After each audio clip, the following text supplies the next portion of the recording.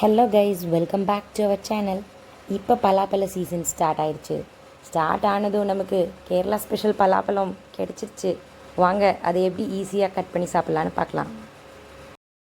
பலாப்பழம் கட் பண்ணுறதுக்கு முன்னாடி அதுக்கு கீழே ஒரு சாக்கு இல்லைன்னா நியூஸ் பேப்பர் ஏதாச்சும் ஒன்று கீழே போட்டுக்கோங்க. போட்டுட்டு நம்ம கட் பண்ணுற போகிற கத்திக்கும் நம்ம கைக்கும் சமையலுக்கு யூஸ் பண்ணுற தேங்காய் எண்ணெயை நல்லா தடவிக்கங்க. கூடவே 2 குட்டி டிஸ்டர்பன்ஸை வச்சு தான் நான் இந்த பலாப்பழத்தை கட் பண்ணிகிட்ருக்கேன். ஏன் அப்படின்னா, எனக்கு இந்த பலாப்பழம் சாப்பிட்ணுன்னு அவ்வளோ ஒரு இன்ட்ரெஸ்ட்டோடு அந்த டிஸ்டர்பன்ஸையும் தாண்டி நான் கட் பண்ணிகிட்ருக்கேன். எப்படியாவது பலாப்பழத்தை கட் பண்ணி முடிச்சிடணும். வாங்க சீக்கிரம் கட் பண்ணிடலாம். அதுக்கு ஃபஸ்ட்டு பலாப்பழத்தில் எடுத்ததும் கத்தியை ஃபுல்லாக உள்ள விட்டுறாமல் அது மேலே ஜஸ்ட்டு ஒரு லைன் மட்டும் சைடில் நீல வாக்கில் நான் போடுற மாதிரி அந்த மாதிரி போட்டுக்குங்க.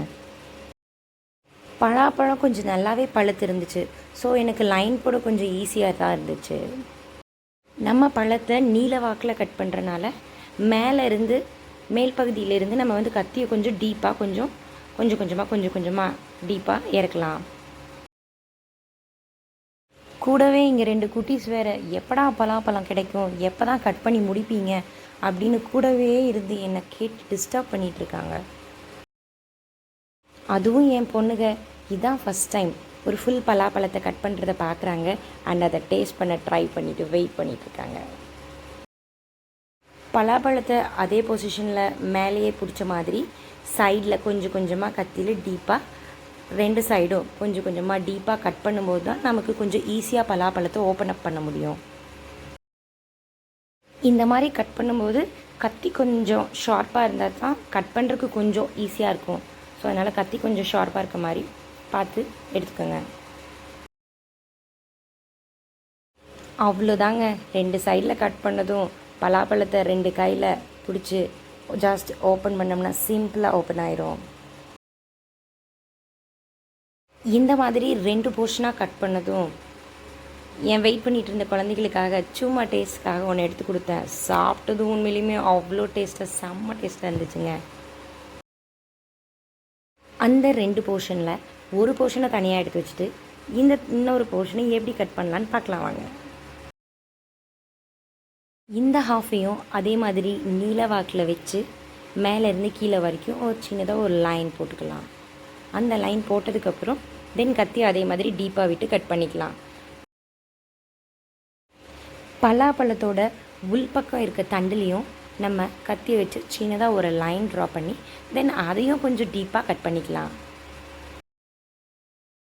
2 சைடும் டீப்பாக கட் பண்ணதும் இந்த மாதிரி 2 கையில் பலாப்பழத்தை பிரித்து விட்டோம்னா ரொம்ப ஈஸியாக கட் ஆயிரும்.